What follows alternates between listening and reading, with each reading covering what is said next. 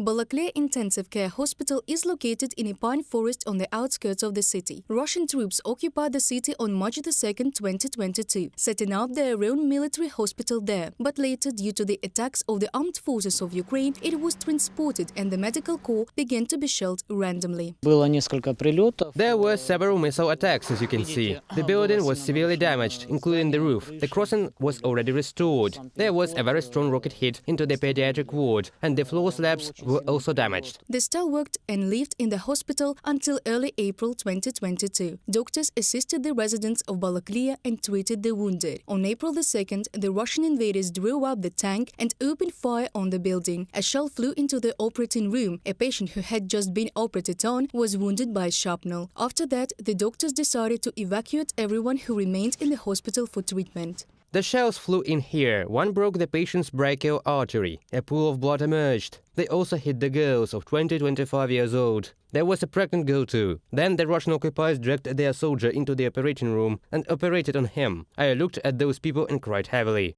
The next day, on April 3rd, late at night, Russian troops burst into the hospital building, fired with assault rifles at the walls, at the ceiling, and all the male doctors were kicked out and placed in a line in the corridor.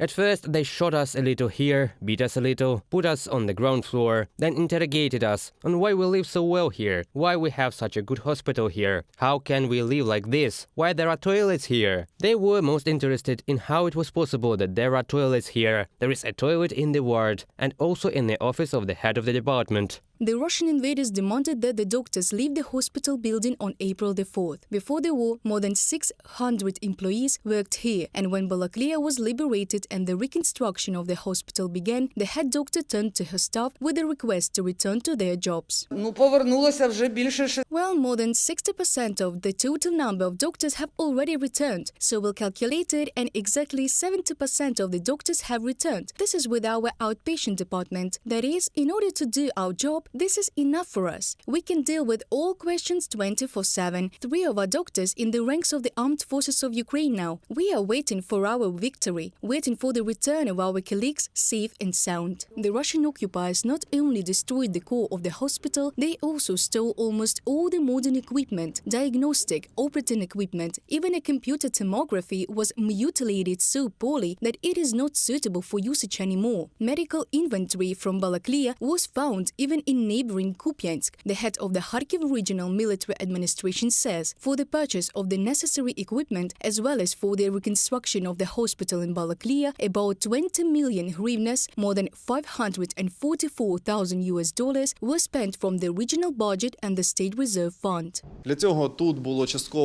For this, we partly received equipment from the Ministry of Health on the relevant programs, and CT scan will be received later. The equipment was purchased partly at the expense of the regional budget, and this is just the beginning of our work. In total, during the Russian full-scale invasion of Ukraine, more than 300 medical facilities, from rural outpatient clinics to multidisciplinary hospitals, have been damaged in the Kharkiv region. Some of them have already begun to be restored and prepared for opening. Reported by Dana Kolesnik, Natalia Bilokudrya, Andriy Domovy, UATV News.